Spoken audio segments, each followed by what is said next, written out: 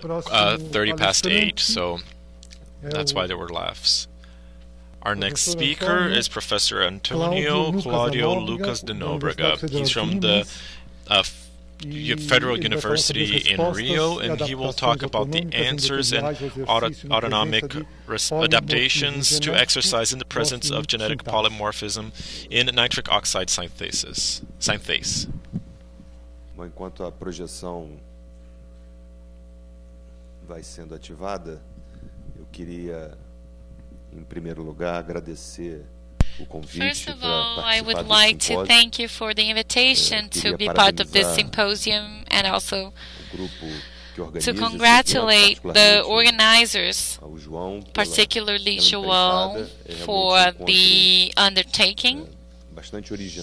I think this is a very original event, and it is already very successsul only because of the presence of such renowned researchers like Professor Claude Bouchard, who I had the honor to meet in the Pan American Games in Indianapolis in 1987 in one of his talks about when genetics and exercise were just starting to interact. So, João, congratulations for the effort. It's important to stress the success of this event, and also the abstracts of the presentations can be a very useful document for all of us who are interested in this topic. Also, I would like to tell you in advance that genetics is just a small part of my studies. I am a physician and a physiologist, and my interest is integrative physiology and genetics.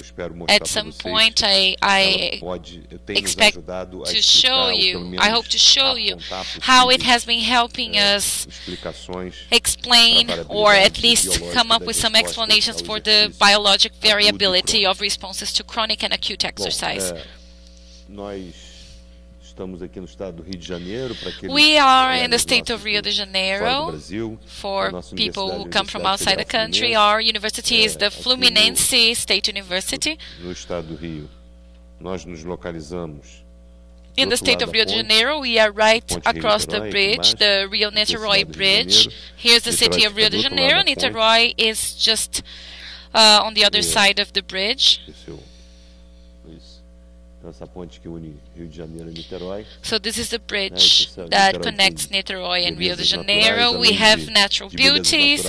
In addition to that, we also have the Federal University, where our lab, our exercise sciences lab, is located. So in this presentation, I am planning to talk about the role of endothelial and autonomic function as a key mechanism for physiological control, also with direct clinical implications. Endothelial and autonomic dysfunction have important roles in the development of diseases. Also, some of our results with sintase endotelial, tanto na reatividade vascular quanto na modulação autonômica ao exercício e ao estresse mental como estímulos importantes para se conhecer a fisiologia do organismo, e também alguns resultados sobre o papel desse polimorfismo na adaptação autonômica ao treinamento físico. Bom, como vocês sabem, a função endotelial, ou o endotélio, deixou de ser apenas reconhecido como uma camada interna que reveste os vasos e passou a ser reconhecido como um órgão, se é que a gente pode chamar de um órgão, altamente ativo do ponto de vista biológico. Aqui eu destaco o papel do óxido nítrico, a partir dos trabalhos de Furchtgott e Savadarsky, representando aqui a camada de células endoteliais, aqui a camada de células musculares lisas que recobrem os vasos sanguíneos, particularmente o X-stress, ou o estresse de cisalhamento, que pode ser entendido como o atrito do sangue na camada endotelial, produz a formação de óxido nítrico a partir de L-arginina, que difunde o tecido muscular liso adjacente, produzindo formação, estimulando a formação de GMP cíclico, com isso o relaxamento dessa musculatura lisa. Portanto, a produção de óxido nítrico tem um papel fundamental no processo de regulação do tônus vascular, mas não somente do tônus vascular, também tem um papel fundamental na modulação da agregação plaquetária, na inflamação perivascular e na proliferação celular. Portanto, esse papel, como eu acabei de dizer, nesses processos biológicos, acabam por ter, consequentemente, uma implicação direta na disfunção endotelial e, por consequência, na formação de placa de aterosclerose, que é o processo fisiopatológico mais importante nas doenças cardiovasculares, que, por sua vez, é a principal causa de morte não traumática no mundo todo. Então, o papel da disfunção endotelial na produção de doenças cardiovasculares, ela é extremamente importante e se dá desde os momentos iniciais da doença, desde quando não existe placa ateromatosa, em toda a história natural da doença, até o momento da agudização que leva à obstrução do vaso e, consequentemente, infarto agudo do miocárdio ou acidente vascular cerebral isquêmico. Portanto, a detecção precoce de disfunção endotelial tem um papel fundamental na predição do desenvolvimento de doença aterosclerótica e eventos cardiovasculares. De modo que nós temos aqui uma situação do tipo maquiavélica. Um dos trechos do livro Príncipe de Maquiavel, ele dizia que, obviamente, aqui ele se referia à conspiração. Ele escrevia o livro para os Borges na época de Milão, né, no final do século XV. Dizia que este mal é, em seu princípio, fácil de curar e difícil de identificar. Então, no início de um processo é fácil curar, mas é muito difícil detectar. Ao passo que, em estágios mais avançados das doenças, aqui ele falava da conspiração, e não é diferente no caso de doenças, se torna muito mais fácil de identificar, entretanto, muito mais difícil de curar. Então, é importante o desenvolvimento de indicadores que possam identificar o risco futuro, e é isso que nós estamos procurando com marcadores genéticos, por exemplo. O sistema nervoso autônomo, como vocês sabem, é composto basicamente dos ramos simpático e parasimpático. O ramo simpático ele é tóraco-lombar, né, se distribui por todos os órgãos, e o parasimpático é um ramo mais crânio-sacral, possuem funções complementares, antagônicas na maioria das vezes, mas sinérgicas em algumas situações, como na função sexual, de forma que todo o controle autonômico, todo o controle visceral da função visceral está intimamente relacionado à capacidade do organismo modular o tônus simpático e parasimpático. Menos destacado é o papel do óxido nítrico também na modulação autonômica. O papel da produção do óxido nítrico na regulação do tônus vascular, da biologia vascular é muito bem conhecida e discutida, mas o papel do óxido nítrico como modulador da função autonômica menos explorado, particularmente como o professor Frank Booth mostrou aqui para nós, a importância da atividade física pode passar e certamente passa pela modulação autonômica como um mecanismo fundamental de proteção. Então, a presença de óxido nítrico, seja do óxido nítrico produzido pela oxímetro sintase endotelial, modulando o baroreflexo adjacente à carótida, mas também dentro do sistema nervoso central, modulando a função autonômica em diferentes pontos, tem sido um mecanismo extremamente importante de se considerar quando no entendimento do papel do óxido nítrico na biologia vascular, seja, portanto, não somente diretamente no vaso produzido pelo endotélio, mas também modulando a função autonômica atuando no sistema nervoso central. Por fim, não são mecanismos que funcionam separadamente, pelo contrário, é muito provavelmente a interação entre a regulação autonômica e a da função endotelial que modulam os processos biológicos de modo geral e, portanto, é a disfunção autonômica e endotelial que sinergicamente promovem o desenvolvimento e a progressão de muitas das doenças, particularmente as doenças cardiovasculares. Qual é o impacto clínico? Trouxe só apenas alguns dados para vocês. Por exemplo, a capacidade de vasodilatar dependente no endotélio, portanto, intimamente relacionado à produção de dióxido nítrico, que é um marcador de risco. Indivíduos com menor capacidade de vasodilatação são indivíduos que têm uma mortalidade aumentada.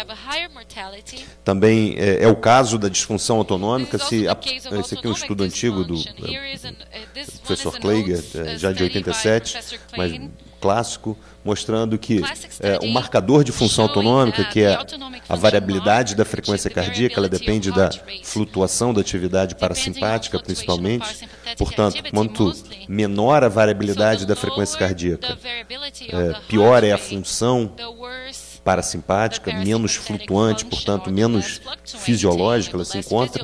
Então, indivíduos após infarto agudo do miocárdio, que possuem menor variabilidade da frequência cardíaca, possuem uma sobrevida pior, mostrando que a disfunção parasimpática é um marcador importante nesses indivíduos. E observem que mais importante, ou tão importante quanto a fração de ejeção. Então, um marcador da função ventricular, que é um marcador importante de sobrevida após infarto agudo do miocárdio, ele ainda nos diferentes grupos com função ventricular baixa, média ou alta, a variabilidade da frequência cardíaca e, portanto, a função parasimpática possui um poder discriminatório de risco para esses pacientes. Portanto, fui beneficiado pela palestra do professor Booth, nos convencendo de maneira inequívoca sobre a importância da atividade física na prevenção de morte precoce, desenvolvimento de doenças crônicas, e eu estou trazendo aqui uma discussão mais sobre a atividade física e exercício, entendendo a atividade física como qualquer contração muscular que eleve o gasto energético de repouso, e exercício, a atividade física estruturada, muito mais do que o esporte competitivo, que tem sido atônico, particularmente no dia de ontem. Nós assistimos apresentações com foco na questão da seleção de talentos e no desempenho esportivo. Hoje aqui nós vamos ter um foco maior sobre a questão da atividade física e do exercício particularmente. Então, dentro desse contexto, essa introdução foi para trazê-los para dentro do nosso interesse de estudo da função autonômica e da função endotelial. E o que nos chamava muita atenção é o fato de que indivíduos treinados melhoravam como um grupo a condutância vascular, ou aumentavam a capacidade de vasodilatação, mas, curiosamente, muitos desses indivíduos pioravam a função vascular, como o professor Bouchard mostrou ontem, e enfatizado também o professor Booth alguns minutos atrás. Alguns indivíduos apresentam uma resposta que poderia ser chamada de paradoxal ao treinamento físico, e sempre nos intrigou muito por que isso acontecia. Isso também é verdade para a resposta da função autonômica. Isso aqui é um indicador de função autonômica, de variabilidade de frequência cardíaca. Boa parte dos indivíduos aumentava a modulação parasimpática após o treinamento, mas uma outra parte desses indivíduos diminuía a modulação parasimpática. Isso sempre nos intrigou muito, e não só do ponto de vista de entender esse processo, mas também do ponto de vista de sermos capazes de predizer os mais responsivos ou menos responsivos ao treinamento e, por que não, também predizer aqueles que pudessem se beneficiar de uma forma ou outra de treinamento físico. Então, com esse foco, com essa provocação, nós naturalmente tivemos que considerar os aspectos genéticos, quer dizer, quais aspectos independentes do ambiente ou da estrutura do treinamento físico poderiam explicar diferentes respostas ao treinamento físico. Então, naturalmente, entramos por algumas questões, e como eu chamei a atenção para vocês, a questão do óxido nítrico, ou os polimorfismos da oxinítrico sintase endotelial, nos chamou a atenção como um possível candidato para essa explicação.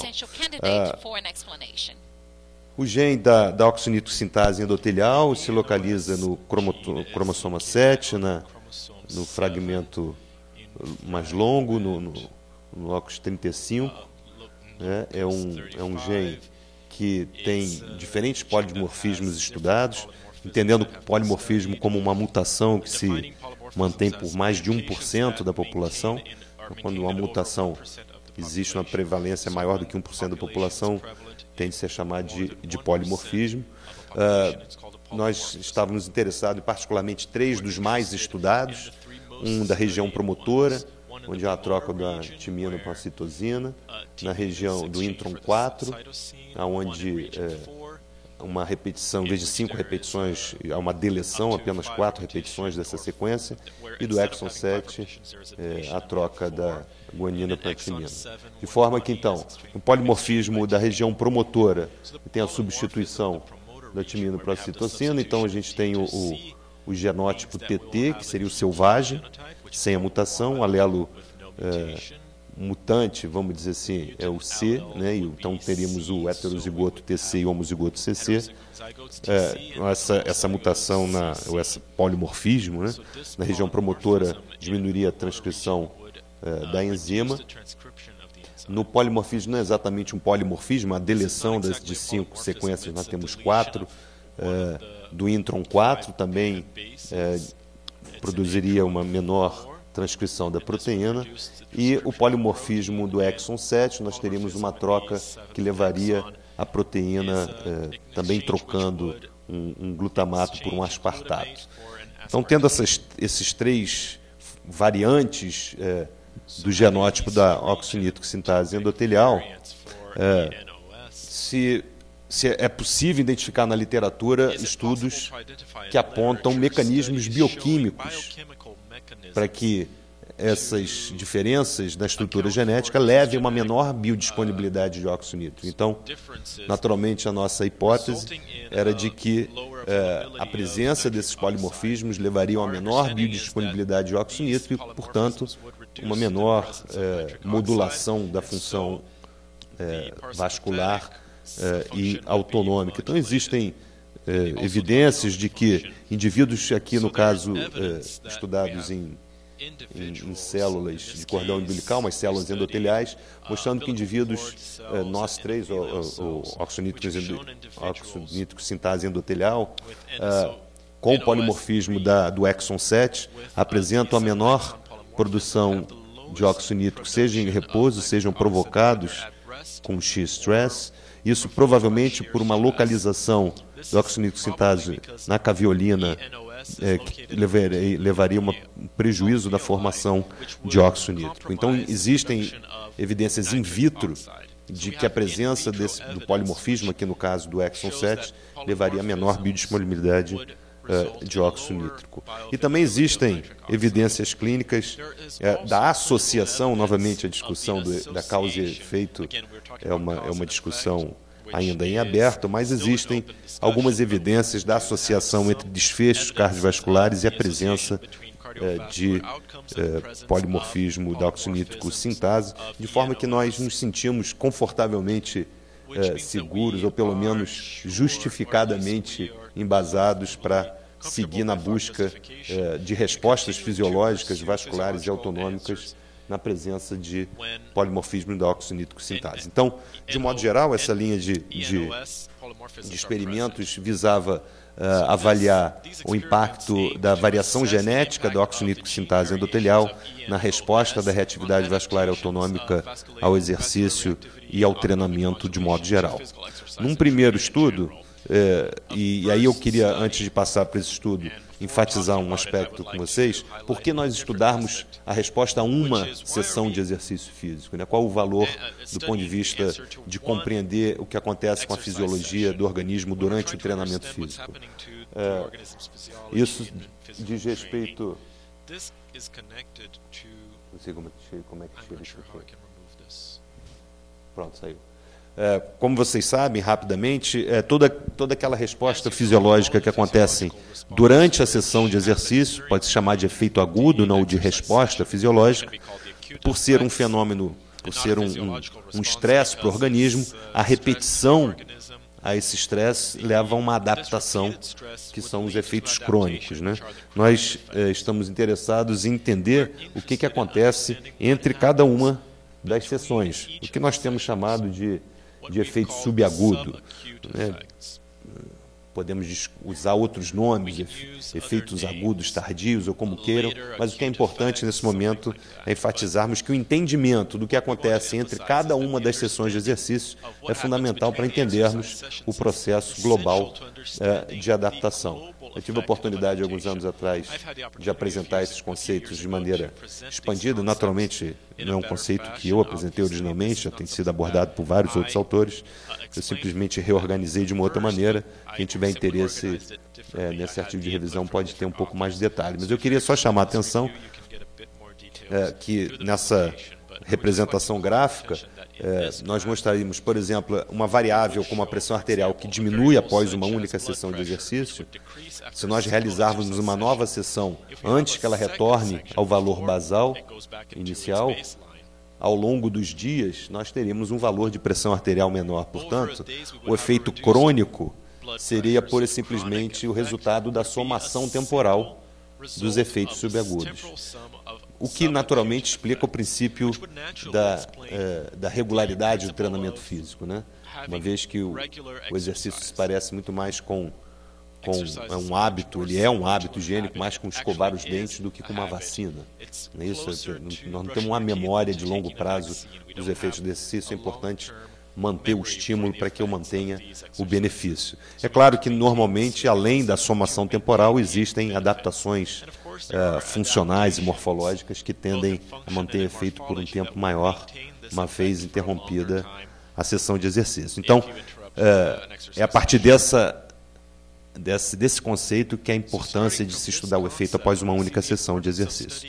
Então, no primeiro trabalho feito pela Fabrício, nós investigamos a presença do polimorfismo no exon 7 sobre a resposta vascular após uma única sessão de exercício, 110 indivíduos sedentários, genotipamos naturalmente, e medimos o fluxo sanguíneo com a pletismografia, como o Rodrigo já mostrou ontem, que é um método que mede no antebraço de maneira não invasiva, você oclui o retorno venoso, portanto, se oclui o retorno venoso sem interromper um influxo arterial.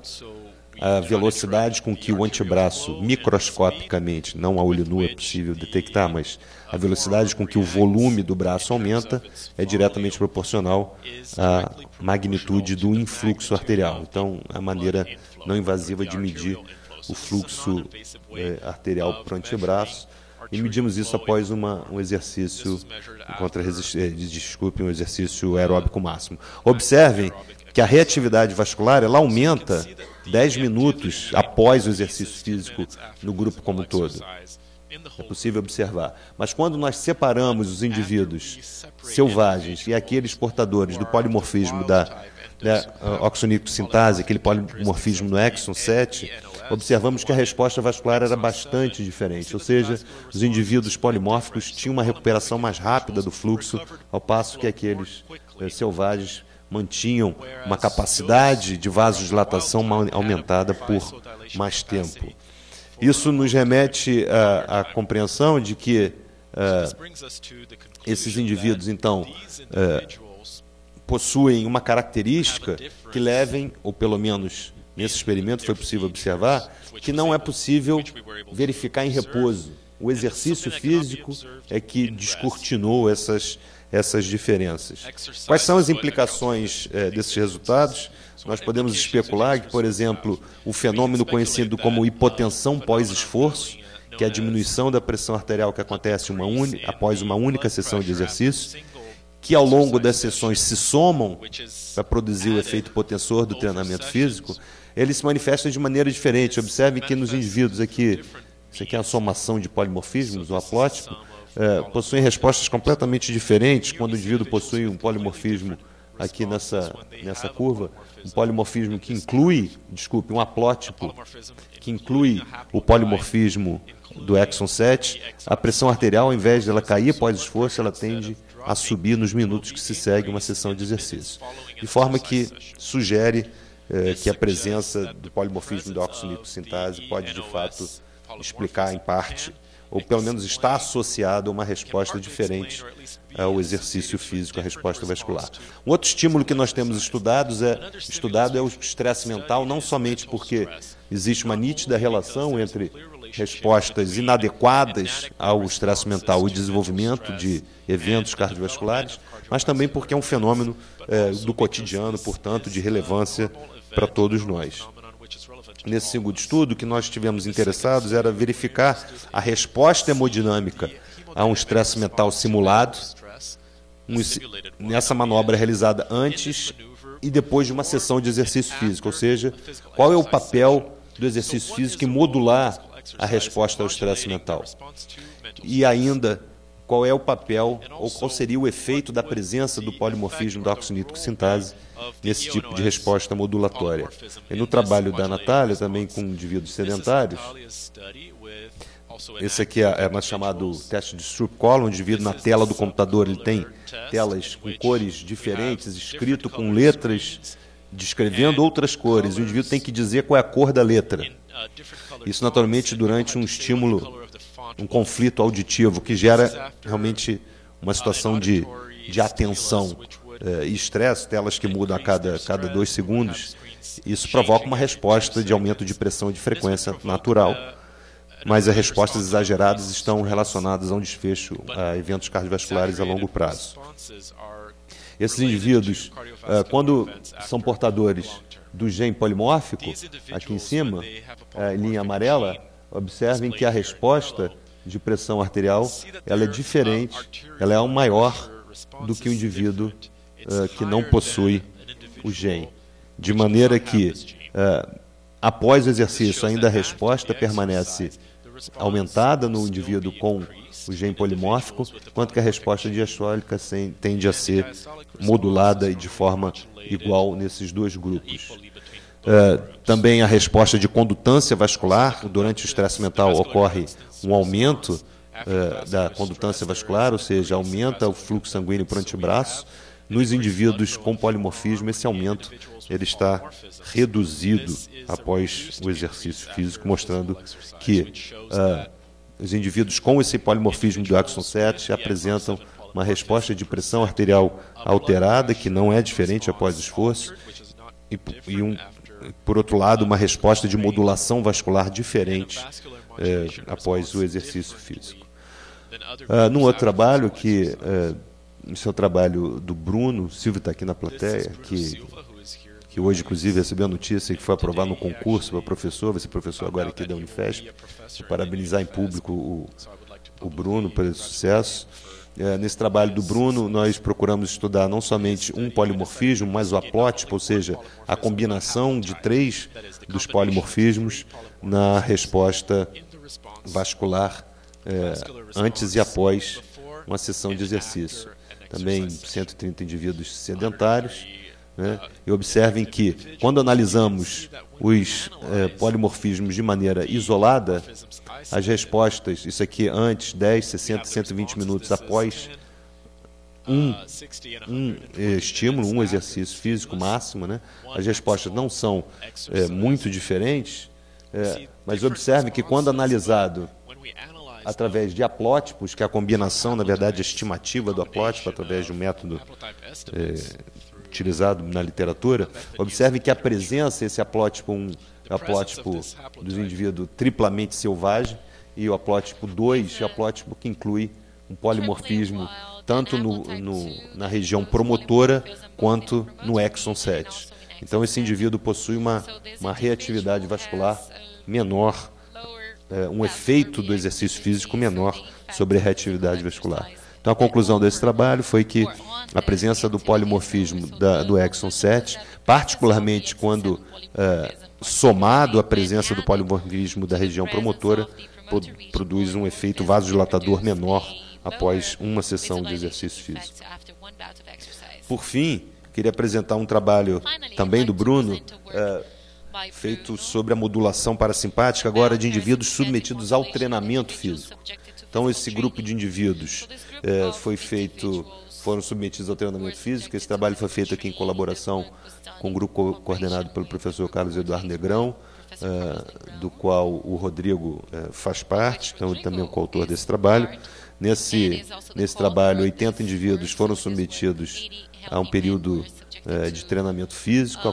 A modulação autonômica, não vou entrar em detalhes, foi estimada através da variabilidade da frequência cardíaca e da pressão arterial, através de um equipamento chamado finomíter, que mede a pressão digital de maneira não invasiva, né?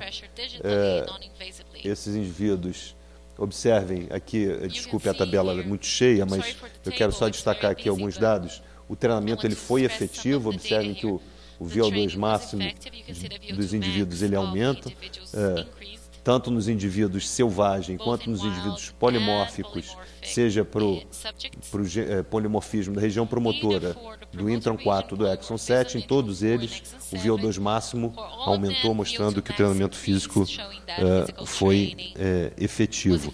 Entretanto, se nós analisarmos a população como um todo, a mudança de indicadores de modulação parasimpática não ocorreu em nenhum deles. Ou seja, o treinamento físico não promoveu nenhuma adaptação da modulação parasimpática em nenhum grupo. Ao passo que se nós, aqui nós, só para mostrar a frequência dos haplótipos, diferentes haplótipos, nós utilizamos somente aqueles que eram mais frequentes, mais de 5% da população apresentavam o haplótipo. Observem que, novamente, aqui nós temos o haplótipo triplamente selvagem, ou seja, o indivíduo que é selvagem para os 3 polimorfismos, né? Observe que, novamente, o VO2 máximo aumenta nos 3 grupos, mas somente no haplótipo, nós chamamos aqui 9, que possui justamente a região promotora e o exon 7 polimórfico, apresentaram uma diminuição da modulação parasimpática após o treinamento físico, quando comparado ao indivíduo triplamente selvagem. De forma que esse estudo mostrou que o alelo polimórfico na posição menos 7,86, que é a região promotora, né, particularmente quando somado ao do exon 7, estava associado a diminuição da modulação parasimpática após o período de treinamento físico. Portanto, eu queria concluir dizendo que, mesmo considerando a possibilidade de efeito do tipo 1, mesmo considerando o viés do interesse do pesquisador em pré-selecionar polimorfismo da oxinítrico sintase, nós estamos bastante seguros de que algum tipo de efeito parece acontecer sobre a função endotelial e autonômica de indivíduos que possuem polimorfismo da oxinítrico sintase, né?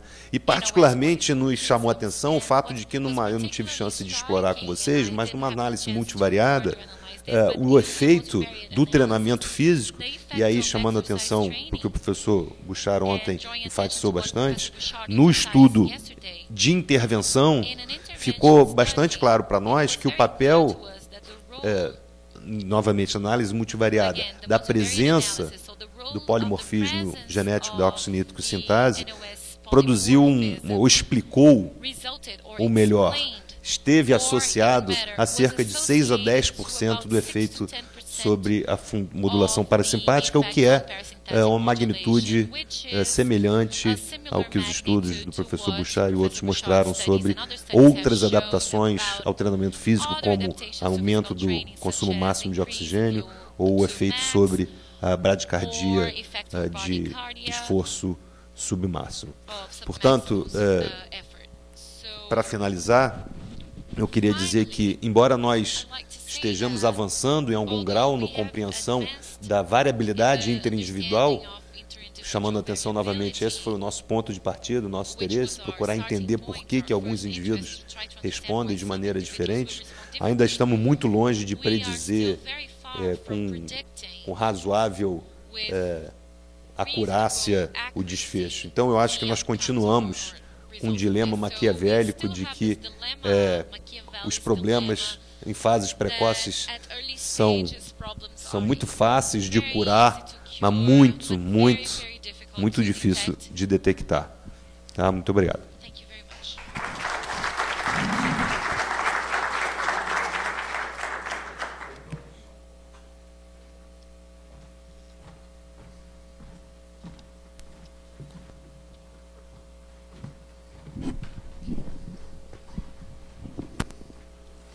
Bom, quero parabenizar o professor Antônio Nóbrega pela sua bela apresentação.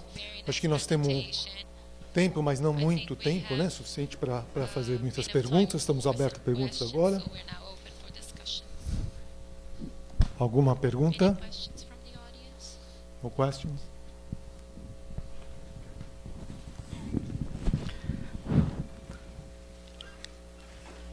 Thank you for a nice presentation. Obrigada pela apresentação. With all this evidence, com todas essas evidências, eu me pergunto se a NOS3 seria uma boa candidata para essa resposta adversa que nós encontramos na pressão sanguínea de repouso. 10% da população de 1.700 pessoas tem um aumento da pressão de repouso ou a pressão sistólica de repouso em 10 milímetros de mercúrio ou mais com os exercícios físicos.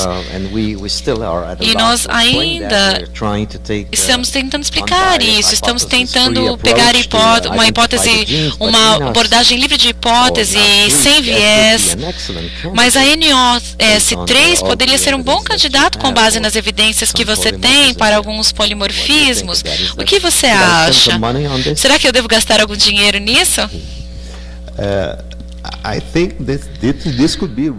Eu acho que poderia ser uma boa pedida. Eu não tive a oportunidade de explorar muito dados daquela tabela que eu mostrei do último estudo.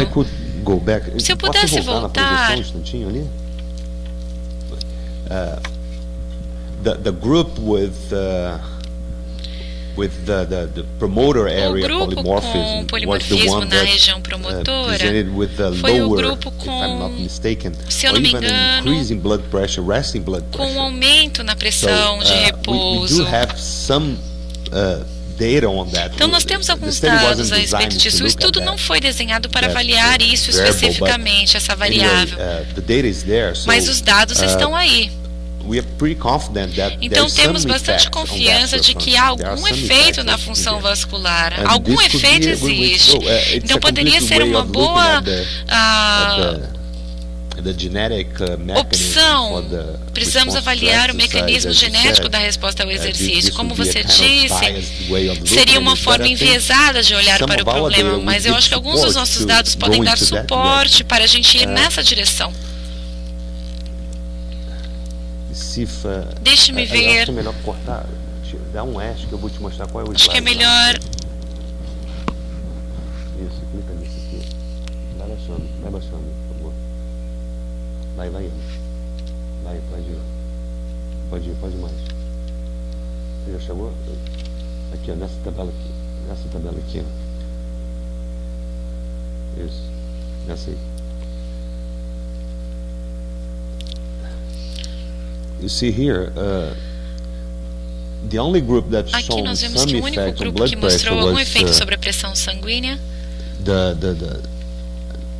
triple wild type. Foi o triplo selvagem. Vejam ali, a plótipo 3. Então a pressão caiu significativamente, a média caiu, mas só nesse grupo, não nos outros. Então não vimos essa redução conforme esperado, como tínhamos visto com o triplo selvagem.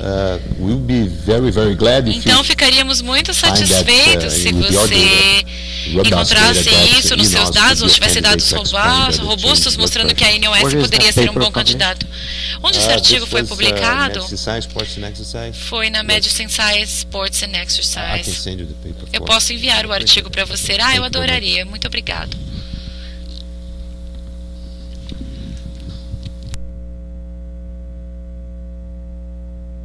Professor, parabéns pela palestra. Professor, congratulations for your talk. Gostaria de saber se vocês I would like to têm know avaliado if you have been assessing in hypertensive patients the relaxation.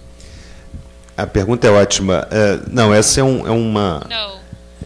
Certamente seria um caminho a seguir.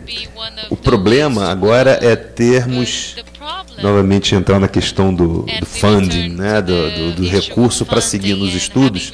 E mais, para te ser sincero, eu não quero desanimar as pessoas da área, pelo contrário,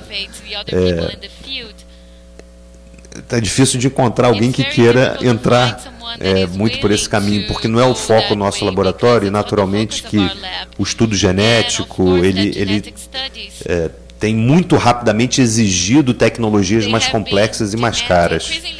Então, você estrategicamente tem que escolher o caminho a seguir.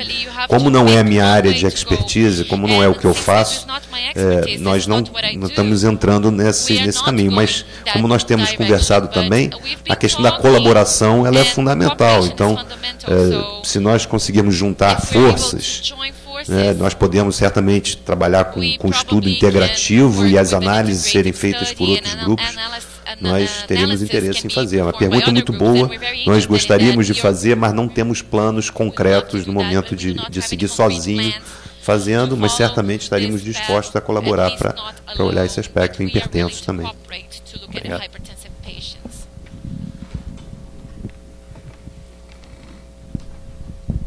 Mais alguma pergunta?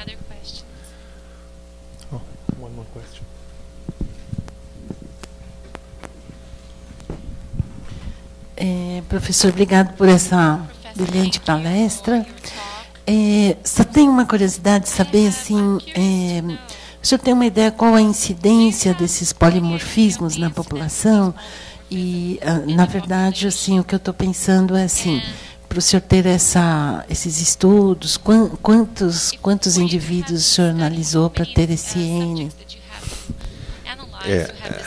Nós fazemos, são duas perguntas, na verdade, você fez duas perguntas. Uma é qual é a prevalência na população, é muito variável dependendo da população. Então nós estávamos conversando com o Bruno hoje mais cedo. O polimorfismo, por exemplo, do intron 4, no Japão, ela é extremamente importante, não só do ponto de vista da prevalência, mas dos efeitos biológicos, com desfechos medidos, por exemplo, em reatividade em artéria coronária. Então eles são muito variáveis. E depende, obviamente, do grupo que se estuda. Eu mostrei ali uma tabela com a frequência dos aplótipos, e nós só estudamos aqueles que naquelas 80 pessoas, eu digo no grupo de treinados, os aplótipos que ocorreram em mais de 5% da população. Então ali nós temos alguns que acontecem em 8, 10, 12, 15% da população. Eu estou dizendo os aplótipos, que são combinações de polimorfismos, Então, é muito variável, mas alguns deles são muito raros e outros são relativamente comuns, podem chegar a 15% da população. A segunda pergunta é de quantos indivíduos nós avaliamos. Nós temos vários vieses nos estudos, porque nosso interesse é estudar um outro grupo de pessoas. E aí que nós fizemos? Nós fizemos uma genotipagem e só convidamos aqueles indivíduos que nos interessavam, que tinham o genótipo que nos interessava. Então, essa tua pergunta é muito boa, porque nós temos uma discussão enorme com os revisores, porque eles sempre querem N's muito grandes. A maioria das pessoas do laboratório, particularmente o Bruno, já estão convencidos de que o número amostral precisa ser realmente muito grande. Eu não estou totalmente convencido disso para fazer abordagem funcional. Eu não estou discutindo o aspecto populacional ou de identificação de qual é a frequência na população e nem quão significativo seria extrapolar esses resultados para a população. Aí, obviamente, que eu entendo que é uma questão de epidemiológica. Mas para estudar o mecanismo, eu não estou muito seguro de que seria necessário um N muito grande, desde que eu tenha poder estatístico, desde que o tamanho do efeito do fenótipo que eu estou estudando seja grande o suficiente e, portanto, o N que eu tenha poder suficiente para detectar a diferença se ela existir. Lembrando sempre que a afirmativa de que a presença do polimorfismo explica mecanisticamente o fenótipo, ela é sempre muito difícil. O estudo elegante do Rodrigo fazendo bloqueio e medindo atividade simpática como um possível confundidor, avança nessa direção, E aí, sem dúvida nenhuma, nos faltou, em alguns desses estudos, explorar esses aspectos funcionais, mas, respondendo a sua pergunta, nós genotipamos centenas de pessoas, não saberia te dizer o número correto, e selecionamos aqueles genótipos que nos interessam para estudar o fenótipo, no caso, a resposta vascular ou autonômica.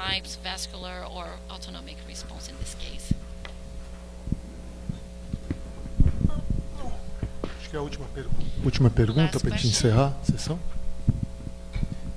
Thank you. It was just, I know this is not your focus, eu sei que não é o seu foco, mas em relação à performance esportiva e aquele 1% a mais que alguns atletas procuram, alguns colegas que trabalham comigo estão muito envolvidos nos aspectos psicológicos dos atletas e como eles lidam com o estresse da competição. E eles argumentam que a diferença entre o vencedor e o perdedor, às vezes, é exatamente saber lidar com o estresse e conseguir bloquear a sensação de sua própria resposta fisiológica a esse estresse.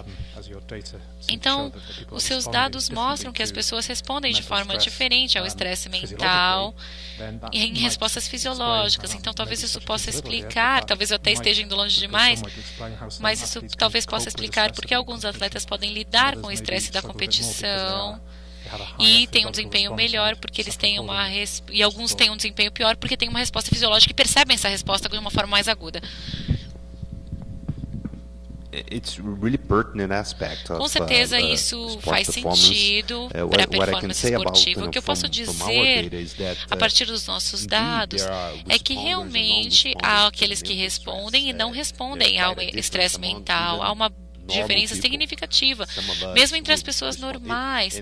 Alguns respondem melhor, outros não. E o que é mais interessante ainda é que a percepção de estar sob estresse não tem nenhuma correlação com a resposta hemodinâmica ao estímulo.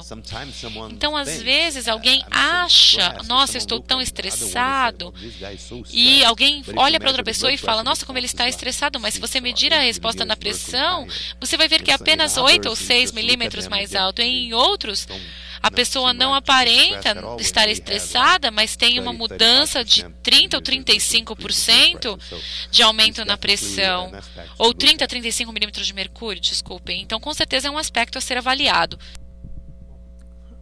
Eu quero agradecer novamente aos professores Frank e professor Nóbrega pela participação. Eu acho que nós vamos encerrar esse segundo dia do simpósio. E amanhã, só para lembrar, que o João pediu novamente para eu lembrá-los, que nós vamos iniciar às 8h30, né? Ou 8h30. Tá? Obrigado, pessoal, pela participação.